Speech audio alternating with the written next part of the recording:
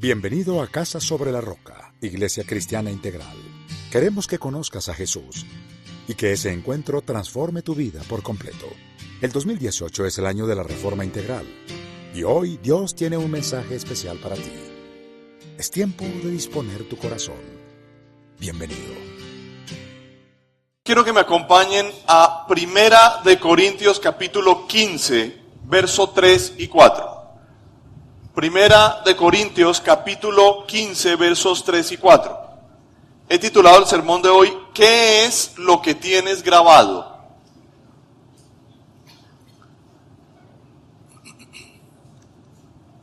Y vamos a leerlo bien animados. ¿Están animados como para que leamos juntos? Sí. Ok, dice así entonces. Porque ante todo les transmití a ustedes lo que yo mismo recibí, que Cristo murió por nuestros pecados según las Escrituras, que fue sepultado, que resucitó al tercer día según las Escrituras. Padre, gracias por esta palabra, Señor, que hoy traes a nuestras vidas. Señor, que no olvidemos nunca la obra que tú has hecho, que ella nos inspire cada día de nuestra existencia, Señor, que siga formando en nosotros el carácter de Cristo, que nos dé las fortalezas, también la fuerza para caminar y vivir para ti y honrar tu nombre, Señor, pero para ver además tu mano desatada con poder y autoridad en nuestro camino. Te lo pido en el nombre de Jesucristo, dándote las gracias. Amén y amén. Este pasaje es un pasaje que quizás lo hemos leído en otras oportunidades, en nuestras devociones diarias, pero me condujo a una pregunta, que es el primer capítulo del sermón de hoy, de los dos que vamos a ver. Es, ¿por qué lo hizo? ¿Por qué Jesús hizo eso?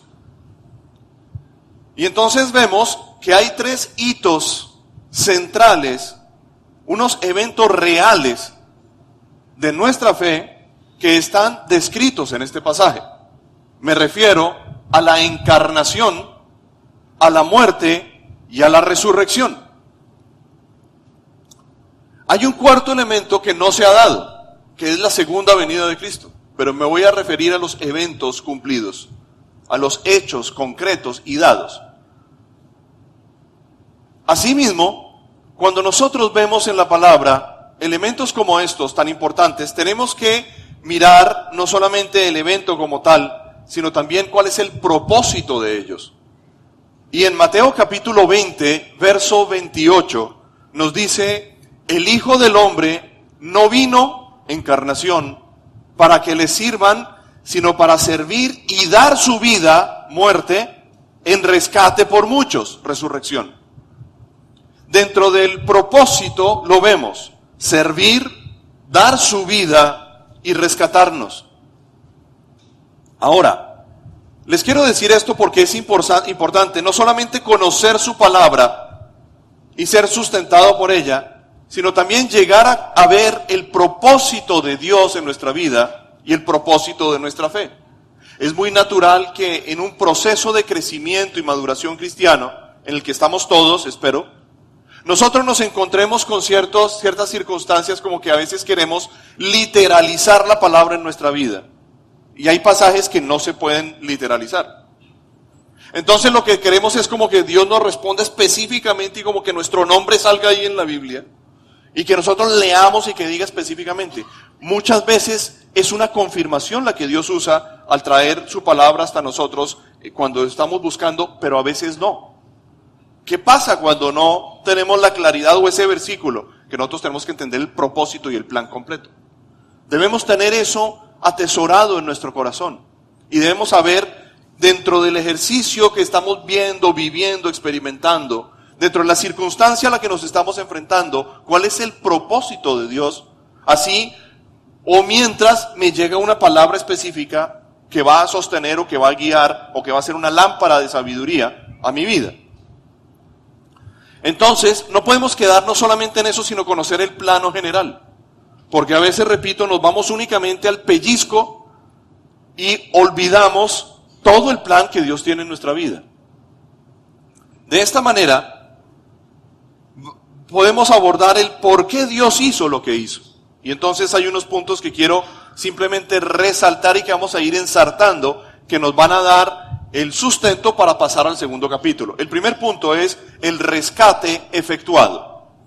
En Primera de Pedro capítulo 1, verso 18 al 19 nos dice: como bien saben, ustedes fueron rescatados de la vida absurda que heredaron de sus antepasados.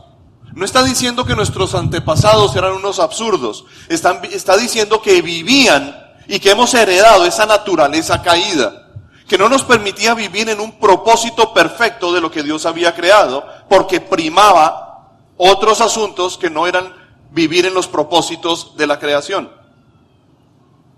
Y sigue diciendo: el precio de su rescate no se pagó con cosas perecederas, como el oro o la plata, sino con la preciosa sangre de Cristo, como de un cordero sin mancha y sin defecto. En este sentido, debemos comprender que nosotros fuimos rescatados de nosotros mismos. Fuimos rescatados de una vida absurda, heredada. Pero miren lo poderoso de esto. Hemos sido rescatados no solamente de lo absurdo del pasado, sino de un futuro incierto, de la incertidumbre del mañana. Nosotros, en Cristo, ya no estamos en incertidumbre. Tenemos claridad en todos los asuntos. ¿Amén? El segundo punto es el beneficiario hallado. En el verso 20 y 21 nos dice: Cristo, a quien Dios escogió antes de la creación del mundo, se ha manifestado en estos últimos tiempos en beneficio de ustedes. La manifestación de Cristo, que tiene que ver con su encarnación de nuevo, aunque no está literalizado, pero lo vemos en su propósito, que tiene que ver con su muerte y con su resurrección, lo hace en un propósito macro donde nosotros somos los beneficiarios. Diga: soy el beneficiario de la resurrección. Ahora piensa en esto.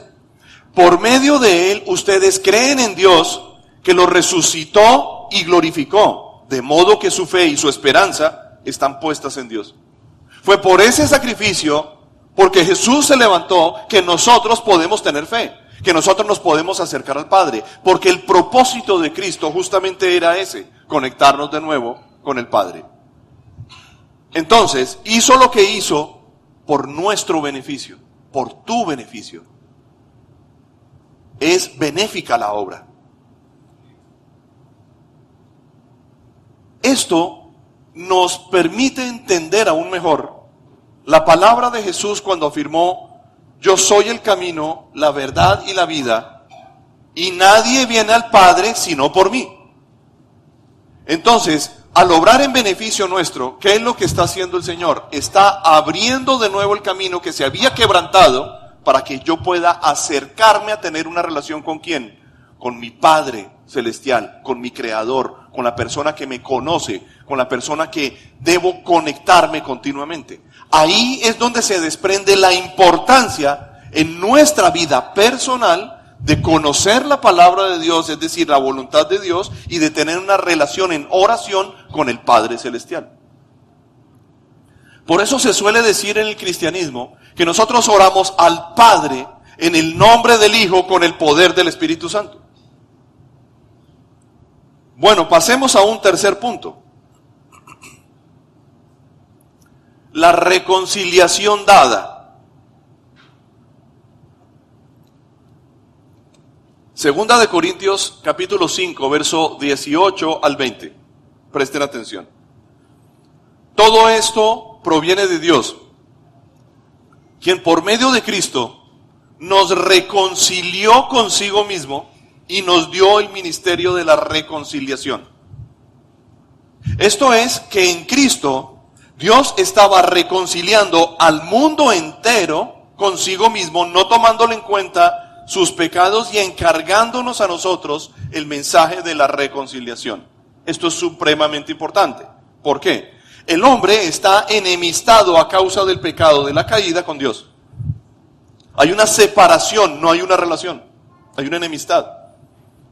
Y como hay una separación, lo procedente es la reconciliación, pero el hombre no tiene la manera, la vía, el alcance, el poder, la autoridad para poder producir eso que genere el acercamiento, que permita el acercamiento. Esto me está pitando un poco el micrófono, si me ayudan por favor.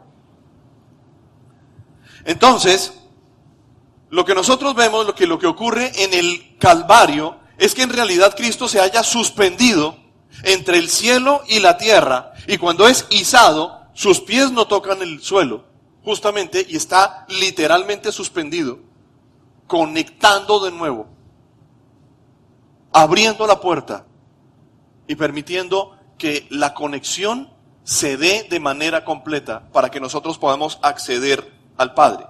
Entonces, así es que se produce una reconciliación entre Dios y los hombres, por el sacrificio del Cordero perfecto. Ahora bien, no podemos perder de vista que la reconciliación es con Dios y con los hombres. Por eso nos dice que en Cristo somos reconciliados con Dios y que hace de nosotros agentes de reconciliación. Esto es con las demás personas. Entonces vemos la cruz en acción en nuestra vida diaria. Es decir, en nuestra relación vertical con Dios y en nuestra relación horizontal con las demás personas, como la cruz. Ahora, se restaura la relación personal, vertical y la horizontal. Es decir, mi relación con Dios. Hay una reconciliación conmigo mismo y hay una reconciliación con los demás. Pero llama la atención el verso 20. Porque es un clamor especial, específico. Lo que dice es, en nombre de Cristo, les rogamos que se reconcilien con Dios. Es una rogativa. Ya Dios lo hizo todo. Todo está dispuesto. Es el punto de partida de una nueva vida. Están dadas las condiciones. Solo falta una cosa.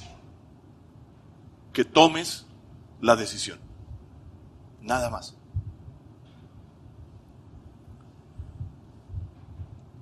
Ahí se produce algo en tu vida. Se llama la vida nueva. ¿Cuántos aquí tienen una vida nueva?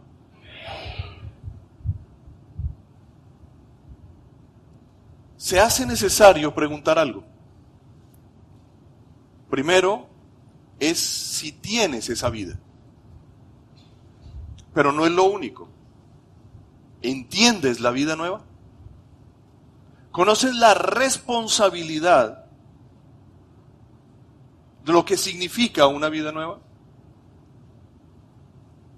¿Has experimentado la vida nueva? ¿Vives la vida nueva? ¿Qué ocurre en tu día a día? Solamente lo puedes responder tú en tu relación con el Señor. Y no son unas preguntas de señalamiento, sino de reflexión, de autorreflexión.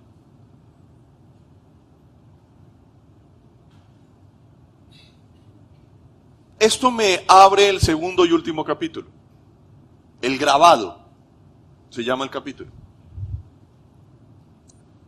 Según el diccionario de la Real Academia de la Lengua Española, la palabra grabar tiene varias acepciones, connotaciones mejor.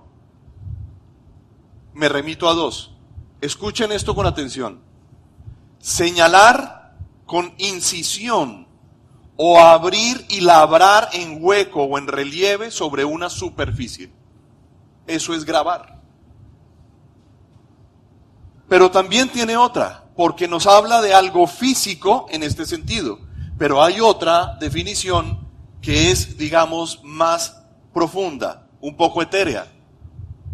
Fijar profundamente en el ánimo un concepto, un sentimiento o un recuerdo. Esto es sorprendente y les voy a decir por qué. Cerebralmente, nosotros funcionamos de la siguiente manera. Una de las partes cerebrales está en la parte límbica, ¿sí? Que es donde se producen las emociones. Las emociones son comunes a las personas. Hay unas emociones básicas comunes a todos. Y no podemos confundir emociones con sentimientos. Las emociones son distintas. Entonces, el cerebro produce una emoción básica. Por ejemplo, el asco es una emoción básica, común a todos los seres humanos. Hay personas que responden de manera diferente, es decir, el sentimiento hacia la emoción que tienen. La emoción como tal es neutra, es común, pero el sentimiento es mi parte subjetiva, es la manera como yo lo expreso. La ira, la alegría, es una emoción básica. Entonces, yo puedo ver algo y me produce mucha alegría, pero las personas exteriorizan su alegría de manera distinta. Lo mismo que el asco. Hay personas que les pasa algo y se les cae y dicen, bótenlo. Hay otros que lo recogen, lo sacuden y se lo comen. Porque responden de manera distinta. Ahí es donde está lo subjetivo de la emoción.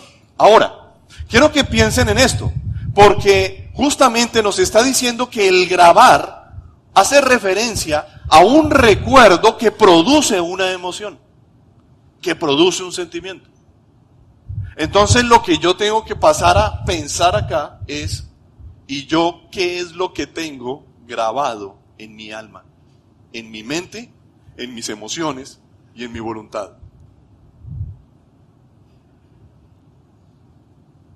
Cuando llego a Cristo, y por eso conecto con el capítulo anterior, y tengo una vida nueva, yo tengo que comenzar a construir y a grabar cosas nuevas en mi vida, que tienen que ver con la obra que Dios ha hecho en mi vida.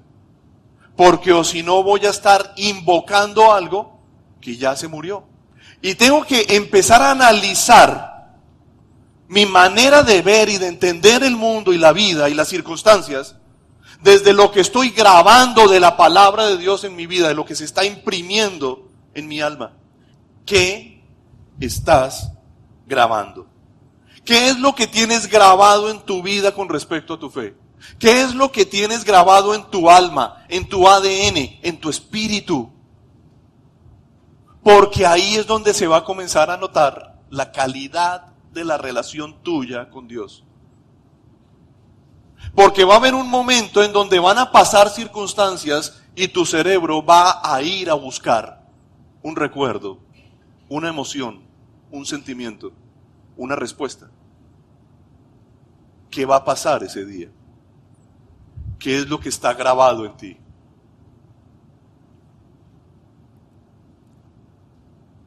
En el libro de Juan, capítulo 11, vemos la historia fatal de Lázaro. ¿Lo recuerdan? Lázaro era amigo de Jesús. Él cae en enfermedad. Su familia llama a Jesús y le dice, tu amigo al que amas, ¿sí?, está enfermo. Y Jesús se demora 4 días en llegar, y cuando llega el tipo ya se había muerto. Una de sus hermanas sale a reclamarle a Dios. Si hubiera, lo recibe en las espuelas a Jesús. Le dice, si tú hubieras estado acá, mi hermano no habría muerto. Y entonces, el Señor usa esta circunstancia para darle un mensaje muy fuerte a esta mujer. Muy fuerte. Y entonces comienza a conducir esta conversación hasta un punto donde si Jesús no tomaba una decisión iba a quedar simplemente en un reclamo y en una amargura. Y entonces, ¿qué es lo que hace? Le pone punto final al decirle a la mujer algo. Porque Jesús lo que hace es que traspasa el alma de la mujer para poder ver qué era lo que estaba escrito en ella. En su fe, en su confianza, en su mente, en sus emociones, en su corazón, en sus respuestas. Y lo que le dice, para ponerle, repito, punto final, es, yo soy la resurrección y la vida. El que cree en mí vivirá aunque muera, y todo el que vive y cree en mí no morirá jamás. Jesús obró con la llamada que le hace esta mujer frente a la enfermedad, sabiendo que Él es la resurrección y la vida. Jesús no llegó tarde a ese lugar. Él está obrando en un propósito, pero va a averiguar con esta mujer qué es lo que ella tiene grabado en su vida. Y entonces, al manifestarse, no le está presentando una revelación como tal, ni está soplando su pecho para mostrarle a todo el mundo quién es Él. Lo que está es tratando de mostrarle a ella lo que tiene escrito en su alma. Y se lo pregunta directamente: ¿crees esto? Y la respuesta produjo nada más y nada menos que la sacada de su hermano de entre los muertos. Porque era lo que tenía grabado en su vida. Porque era lo que Jesús estaba construyendo en la vida de esta mujer. Es lo que el Señor construye en nuestra vida. Cuando nosotros abordamos, porque quiero decirles que se acercaba la Semana Santa, y lo que yo buscaba más que ver una narrativa del hecho, que lo hemos mirado en muchas oportunidades y de diferentes ópticas, es: ¿cuál es el efecto, Señor, de la resurrección en mi vida hoy, en mí? ¿Qué produce en mí la resurrección? Y yo te quiero preguntar, en una palabra, ¿qué significa para ti? En una palabra, piénsala. Verbalícenla, díganmela. ¿Quién me dice algo? Victoria. Muy bien. ¿Quién dijo? ¿Vida? Vida. Esperanza. ¿Quién dijo esperanza? Bien. ¿Qué más? ¿Qué dijeron por acá? Amor. Muy bien. Transformación. Perfecto. Certeza. Excelente. ¿Qué significa para ti? ¿Cómo está grabada la resurrección en tu alma, en tu mente, en tus emociones y en tu voluntad? Salvación.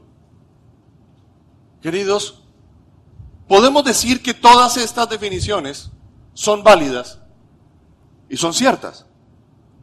Pero hay una que quiero resaltar y que fue mencionada. ¿Qué tal esperanza? Cuando hablamos de esperanza, estamos hablando de la seguridad del cumplimiento de la promesa por la victoria y la libertad que Cristo nos ha otorgado. Y además hay otro asunto, es que Cristo está por venir. Y es la esperanza de la iglesia, es la esperanza del mundo. Pero no solamente por el evento del porvenir, que lo aguardamos y lo anhelamos, sino que en Proverbios 23:18 nos dice: cuentas con una esperanza futura, la cual no será destruida. Nosotros tenemos esperanza. En este sentido, estrictamente hablando, un cristiano, un creyente, no debe ser una persona pesimista, sino optimista. Dile que tienes cerca, debe ser optimista. ¿Por qué? Porque contamos con una esperanza futura que no será destruida. Está fija en nuestro horizonte. Ahora, en 1 Corintios 15:19 nos dice: si la esperanza que tenemos en Cristo fuera solo para esta vida, seríamos los más desdichados de todos los mortales. ¿Qué es lo que pasa con el ateísmo?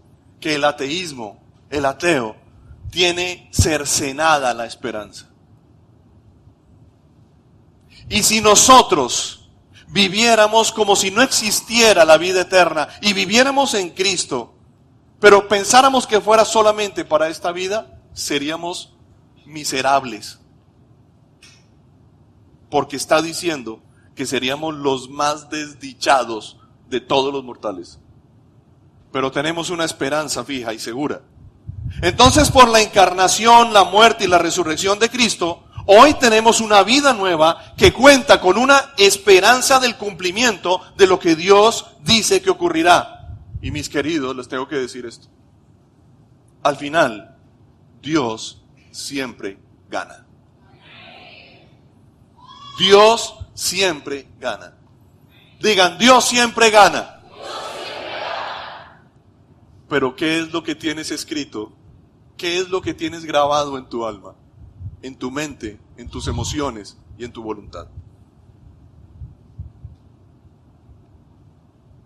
Primera de Corintios 13:13 nos afirma, ahora pues, permanecen estas tres virtudes, la fe, la esperanza y el amor. Yo le digo este capítulo, la fea. Fe, esperanza, amor. Pero además, lo que puedo llegar a intuir es que la esperanza es lo que tenemos nosotros entre la fe y el amor. Porque es la fe, la esperanza y el amor. Entonces, ¿qué ocurre? Que la fe es confianza y acción. No podemos ver la fe solamente como una mera confianza, sino que tenemos que tomar decisiones basadas en la fe. La fe es acción. La fe sin obras es ¿qué? Muerta en sí misma. No sirve para nada. Yo puedo confiar en Dios, pero si no pongo eso por obra, no sirve para nada mi confianza. Yo tengo que tomar decisiones fundamentado en mi confianza de que al final Dios ¿qué? Siempre gana. Y que Dios va a guiar todas las cosas. Y por eso voy y le busco. Pero además, tengo que poner mis ojos y mi confianza y apuntar hacia ¿qué? Hacia el amor. Que el amor de Dios se renueva todos los días de mi existencia. Que Él dice que me ha amado a mí con amor eterno y que por eso me sigue con fidelidad. Y que me ha atraído hacia Él mismo con lazos de amor y con cuerdas de ternura. Eso está escrito, está grabado en mi alma. Por eso la esperanza está entre la fe y el amor. Ahora, en Efesios 1, 18 al 23, presten atención a esto. Dice, pido también que les sean iluminados los ojos del corazón para que sepan a qué esperanza Él los ha llamado. ¿Esto qué significa? Que la esperanza puede ser nublada en nuestras vidas. Que podemos ver gris el horizonte en un momento determinado y que necesitamos ser iluminados para poder ver con claridad cuál es la esperanza, qué es lo que está escrito, cuál es la riqueza, sigue diciendo, de su gloriosa herencia entre los santos. Y cuán incomparable es la grandeza de su poder, escuchen, a favor de los que creemos, de los que somos beneficiarios, de los que hemos sido rescatados. Ese poder es la fuerza grandiosa y eficaz, la misma que Dios ejerció en Cristo cuando lo resucitó de entre los muertos y lo sentó a su derecha en las regiones celestiales, muy por encima de todo gobierno, autoridad, poder, dominio y de cualquier otro nombre que se invoque, no solo en este mundo, sino también en el venidero. Dios sometió todas las cosas al dominio de Cristo y lo dio como cabeza de todo a la iglesia, donde nos puso a nosotros, a quien le rendimos cuentas, quien nos sostiene y sustenta, quien nos mantiene a nosotros, el que todo lo puede. Esta, que es su cuerpo, la iglesia, es la plenitud de aquel que lo llena todo por completo. Espera entonces en la obra de Cristo. Se levantó de entre los muertos para que tengas una vida nueva, para que tengas esperanza, fe, amor, paz, victoria, seguridad, oportunidad, fortaleza, lo que quieras, lo que pensaste.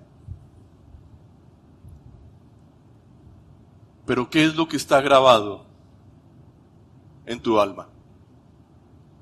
¿Qué está grabado en tu ADN? ¿Qué está grabado en tu espíritu? Quiero terminar con dos temas. El primero de ellos es: no dejes de recordar a Jesucristo. El apóstol Pablo, cuando se va a despedir de Timoteo, en la segunda carta a Timoteo, capítulo 2, verso 8 al 13, le dice: no dejes de recordar a Jesucristo, descendiente de David, levantado de entre los muertos. No te olvides de la resurrección. Dile a que tienes al lado: no olvides la resurrección.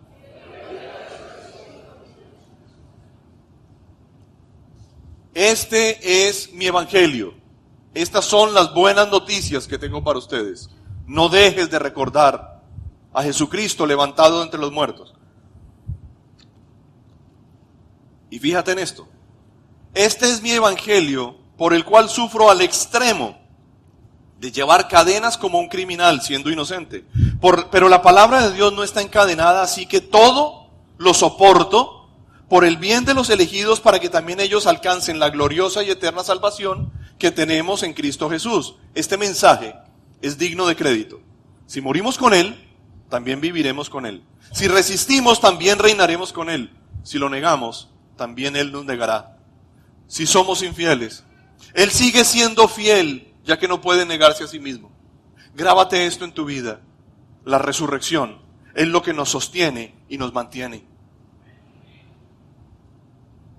Y el segundo y último punto es la promesa cumplida. Jesús resucitó porque tenía que cumplir una promesa. Y el Señor es un cumplidor de promesas. No me canso de pensar en por qué un cuerpo glorificado, como lo he predicado en otras oportunidades. ¿Por qué un cuerpo perfecto en todo sentido, liberado de la muerte, transformado, contaba con un imperfecto? Las cicatrices. Mínimo 5.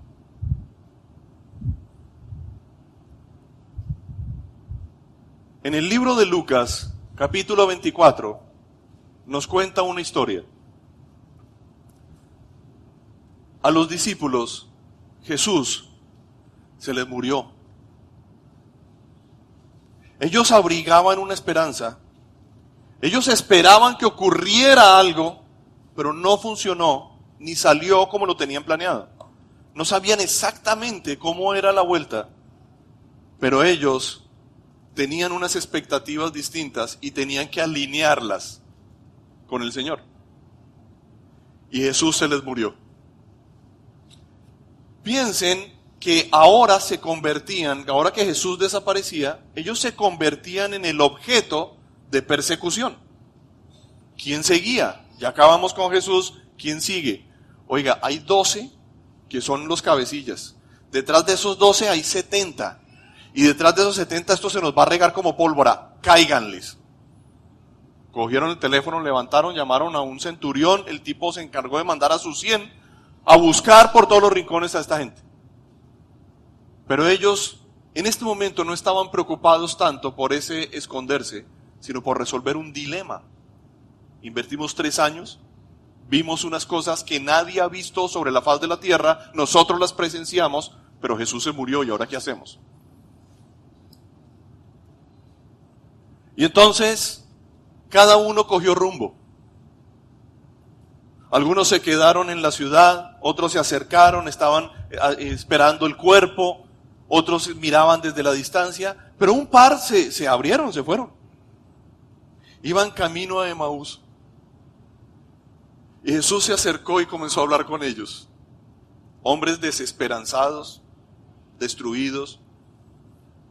Hombres que estaban tratando de recoger sus historias para ver qué iban a hacer. E iban hablando, desesperanzados. Y Jesús se para al lado de ellos. Y les dice, bueno, ¿y ustedes de qué es lo que están hablando? Cuéntenme.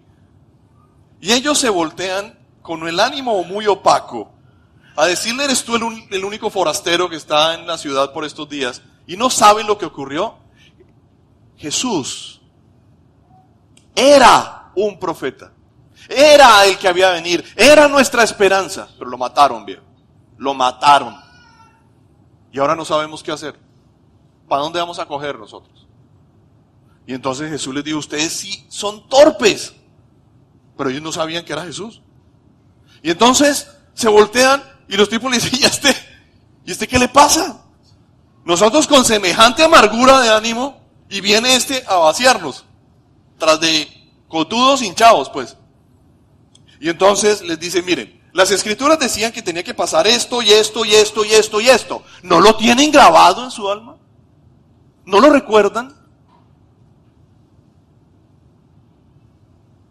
Y ellos vieron, en medio de esa discusión, que ya estaba tarde. El camino quizá no era seguro. Jesús sabe para dónde iba. Jesús iba a la casa de su padre y se detuvo a hablar con ellos.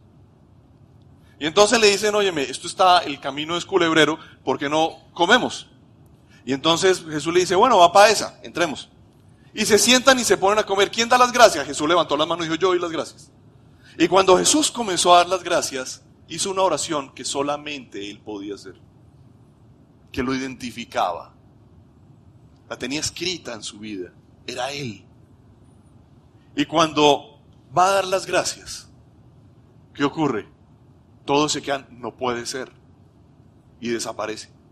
Inmediatamente cogen los teléfonos, el computador, el chat, comienzan a mandar mensajes, se encienden las redes sociales, el Facebook comienza a marcar una cosa impresionante, ¿sí? Se vuelve la tendencia, un hashtag, Jesús resucitó. Y comienza todo el mundo, ¿cómo es esto? Recojan las historias, ¿qué es lo que está ocurriendo? Y entonces el cuartel central donde estaban los discípulos, empiezan a recibir toda clase de información, toda suerte de informaciones. No, que lo vieron en la China, ya empiezan las fake news, las noticias falsas. Y ellos filtrando y viendo, espera un momento, arranquemos con la gente que ha estado cerca. ¿Quiénes son los que dijeron que lo vieron? Llámeme ya a esta gente. Y empiezan a hablar con las mujeres que lo vieron a la salida de la tumba. Empiezan a revisar todos estos temas. Y se reúnen y dicen, ¿qué vamos a hacer? ¿Dónde lo contactamos? ¿Alguien le dijo, el Señor le dio el teléfono a alguno de ustedes, el nuevo? Nada, nadie lo tenía.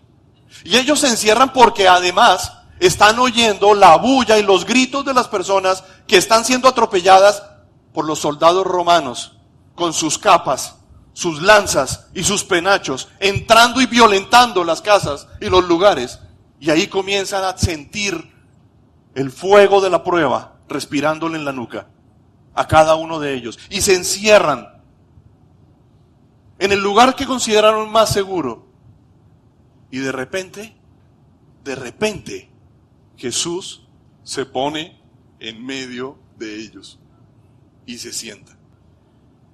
Piensen en eso. ¡Qué susto! Palidecieron.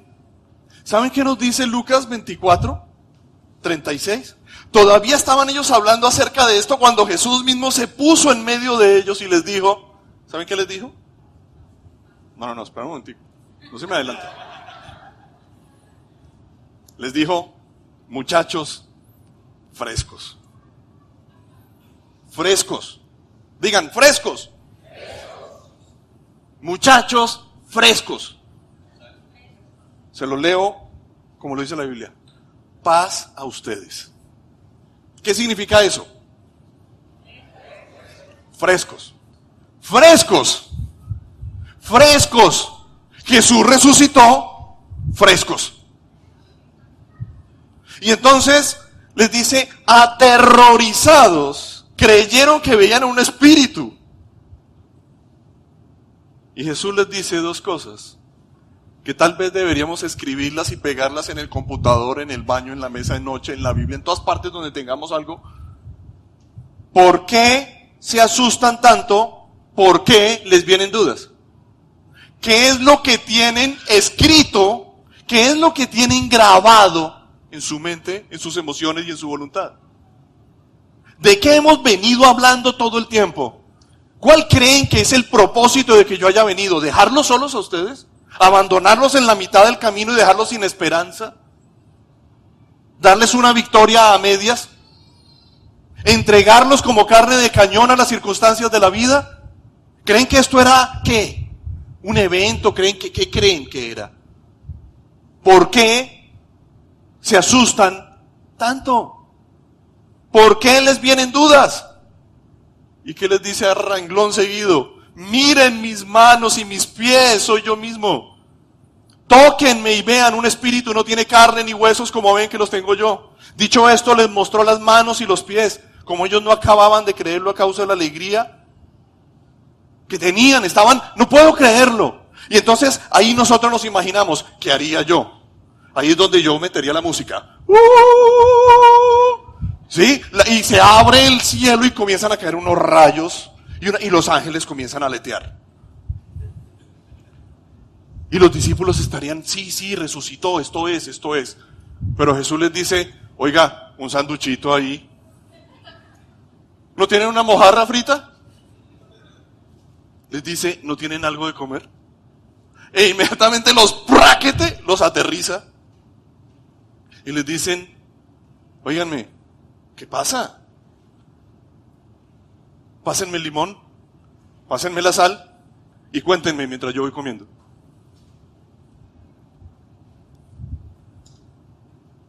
Le dieron un pedazo de pescado asado, así que lo tomó y se lo comió delante de ellos. Luego les dijo, cuando todavía estaba yo con ustedes les decía que tenía que cumplirse todo lo que está escrito acerca de mí en la ley de Moisés, en los profetas y los salmos. Entonces, ¿saben qué pasó? Les grabó la palabra en su mente, en sus emociones y en su voluntad, en su ADN, en su espíritu. Y les dice, entonces les abrió el entendimiento para que comprendieran las escrituras. Yo creo que yo tendría como unos 3 años, quizá un poco menos. Ha pasado un tiempo, 20 y tantos años. De creyente más otros más antes de eso. La casa donde vivíamos, mi casa paterna, era una casa grande y habían una escalera que se ramificaba, se abrían dos. Y una de estas escaleras llegaba como a una sala auxiliar. Y había unos sillones grandísimos. Y yo recuerdo estar dándole vueltas a esos sillones. Recuerdo que era un sillón verde.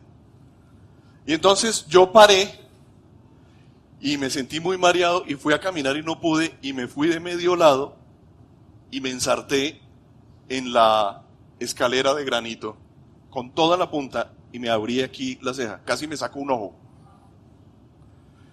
Un tiempo después nos mudamos de esa casa, nos fuimos a otra con un parque. Estábamos 5 hermanos, entonces tener un parque enfrente, pues eso era la gloria. Y estando allí, en una salida en la zona de niños en los columpios, tendría ya como unos 6 años, alguien estaba meciéndose en un columpio y yo pasé por ahí, y me pegaron aquí atrás un mamonazo, un columpiazo, que me botó al otro lado, casi me desnuco. La cicatriz está por ahí como que al crecer, estirarse la piel se fue desvaneciendo. Un par de años o 3 años más adelante, estaba con un primo jugando y por esas cosas que yo no entiendo por qué, cogió un ladrillo completo y me lo mandó a la cabeza. Y me clavó el ladrillo aquí, casi me destapa la cabeza. No les cuento más porque se están riendo. No, mentira.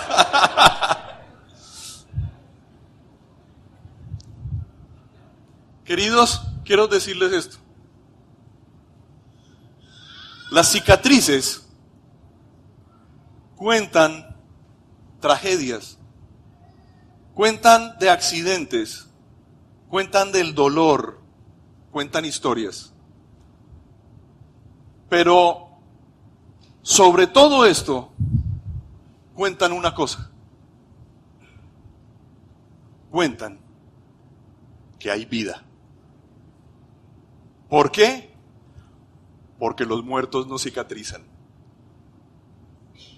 Y si hay cicatrices, hay vida. Por eso Cristo está vivo.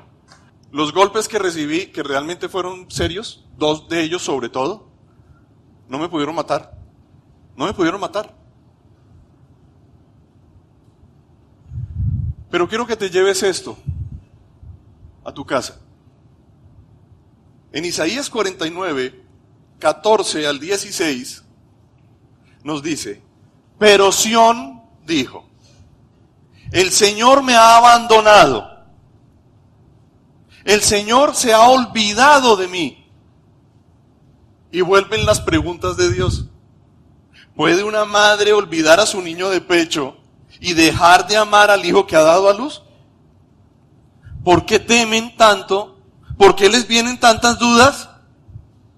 ¿Por qué crees que el Señor te ha abandonado?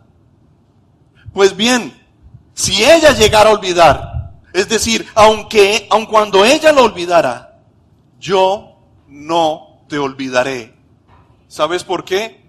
Porque como se lo dijo a sus amigos del camino de Emaús, nos lo repite hoy a nosotros. Porque te tengo grabada, iglesia, y te llevo en las palmas de mis manos.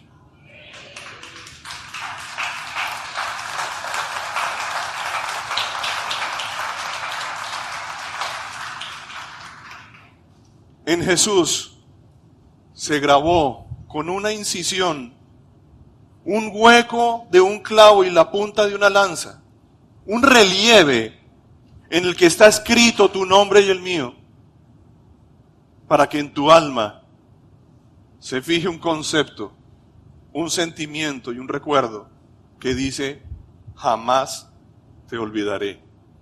Por eso resucité. Padre, te doy las gracias por tu palabra, Señor. ¿Qué poder decir, Dios mío? Que tú no sepas, pero que hoy te reconocemos, Señor. Gracias por escribir en nuestra alma tu historia. Gracias por darnos un libro nuevo, una página en blanco, nueva, para grabar recuerdos nuevos, Señor. Recuerdos de vida, de autoridad, de victoria, de fortaleza, de fe, de amor. Para no estar arrastrados por los recuerdos de un hombre, de una mujer que ya murieron cuando te conocieron a ti, Señor, y fueron levantados, despertados y alumbrados por tu verdad. Guía nuestros pasos, Señor, y permítenos ver toda circunstancia de nuestra vida desde lo que se ha escrito también en nuestro corazón, por causa de tu Espíritu y de tu palabra, y recordar siempre lo que hiciste al levantarte de entre los muertos y dejarnos ver, porque hasta tiempo has tenido, Señor, para parar en la casa, en los corazones, en los lugares de nuestras dudas, de nuestras inquietudes, de nuestros temores, aún de nuestras afirmaciones necias, Señor, y salidas de propósito, pero has llegado hasta ellas, como hoy, para decirnos que nos tienes grabado en tus manos, Señor, literalmente. Te amamos y te bendecimos. Amén y amén. Sabemos que Dios llegó a tu corazón con una palabra especial. Repite en voz alta, después de mí, esta sencilla oración. Amado Jesús, te doy gracias. Reconozco que soy pecador, pero también reconozco que tú, Jesús, eres Dios, que te hiciste hombre, moriste y resucitaste. Te abro la puerta de mi corazón. Haz de mí la persona que tú quieres que yo sea. Te recibo ahora mismo como mi Señor y mi Salvador. En Cristo Jesús. Amén. Si acabas de hacer esta oración, la palabra de Dios dice que naciste de nuevo, que eres una nueva persona. Te invitamos a dar el siguiente paso en tu proceso.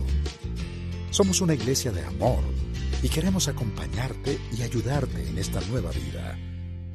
Ingresa a www.casarroca.org. Conéctate, crece, sirve. Seguimos en contacto.